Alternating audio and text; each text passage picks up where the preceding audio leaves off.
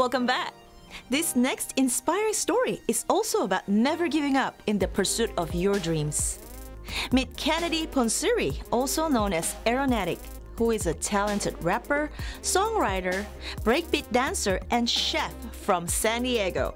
He is proud of his Laotian roots and culture and shares his pride through his music in hopes of creating a better understanding about his often misunderstood Laotian community. We caught up with Eranetik at his own restaurant near downtown San Diego to talk to him about his music, food, and passion for promoting his culture through his music.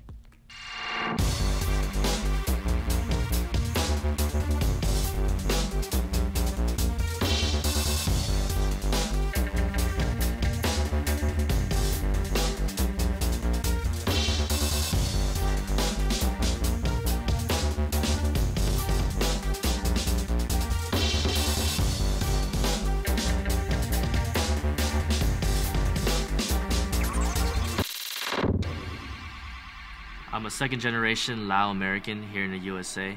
I was born and raised in San Diego, California.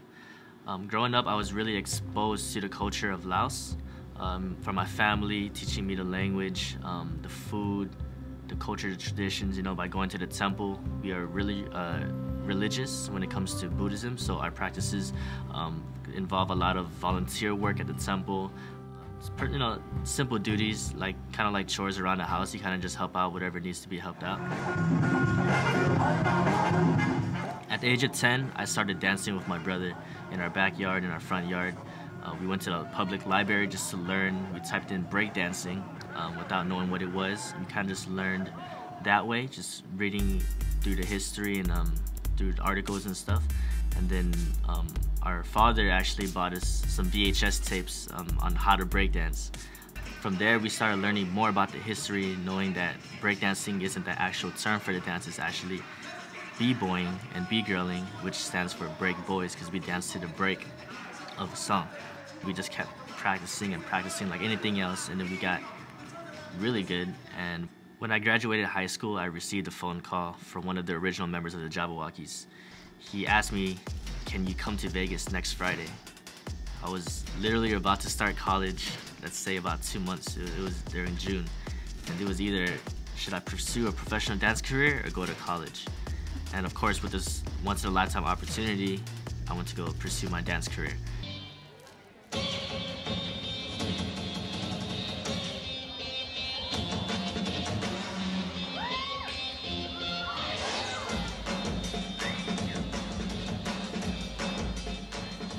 I lived in Vegas for 3 years. I performed with the Jabberwockies in multiple hotels in Las Vegas and in Australia.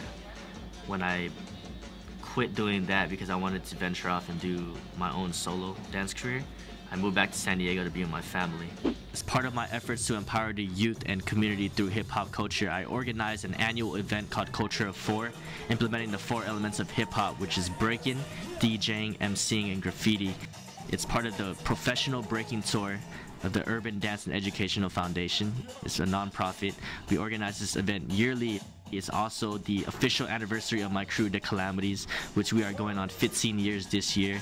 We have kids battles, professional breaking battles, all styles battles, and we have all of that just to uplift the community, and it's an all ages hip-hop festival. My dad had this restaurant business, and he was on the brink of, should I stop or should I continue? And this was about last year into 2016. And now that I moved back, I was like, Dad, you know, I could take it over. I could run it. You know, I want to keep this family business. I always grew up as a chef. I always enjoyed cooking. Within cooking Lao food, it's kind of difficult. Like, you really need to learn from people and just try things out. It's a really distinct flavor. It's really different, but you kind of got to find a balance to see how you can make people enjoy the food as well within all the weird ingredients that we use. But then I learned how to make sushi and cook Thai food, all of that, just from being here and just running, you know, through the business aspect. Because as far as me being as a business-minded individual, with dancing and stuff like that, with all the professions that I do, I had that in me already. even though a restaurant business is really different from all that, I kind of understood what it took to be a leader and run something. Growing up as a Lao American, people didn't know who we were, to be honest. I was always, say, the Chinese kid. I was maybe Filipino, Vietnamese. No one really knew what we were. Me growing up, just getting exposed to not having an existence because people weren't educated on who we were. I really wanted to put it out there with my dance, with my music, with teaching the youth coming up, or just showing my pride within that essence, and just letting people know who Lao people are in a positive way. I'm Lao when I'm proud to be called Lao, now to eternity. See, always and forever, I will bring it to ya. Lao pride repping for my people and my culture. I'm Lao when I'm proud to be called Lao, now to eternity. See, always and forever, I will bring it to ya. Lao pride repping for my people and my culture. I just had, like, you know, a light bulb right here, and I was like, dang, I need to do something. So I wrote a song called Lao Pride. And that song kind of shows what I'm passionate about, what I'm prideful about within the Lao community. So when I made that Lao Pride song, I shot the video myself. I went to the temple and filmed things, edited myself like that. And then from there, I was like, I need to put something out there for people to really showcase their pride. And the Lao Pride movement is just a movement for people to showcase their craft, their art, their creativity, and just make sure they tell people that they're Lao, whether they're a chef, whether they're into clothing brands, they dance, they sing.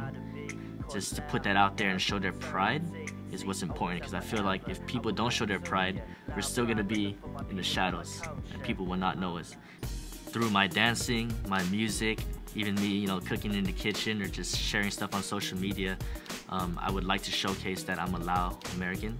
I'm Laotian. I have so much pride for it, and I hope people do the same so that we can all get known and people know who we are.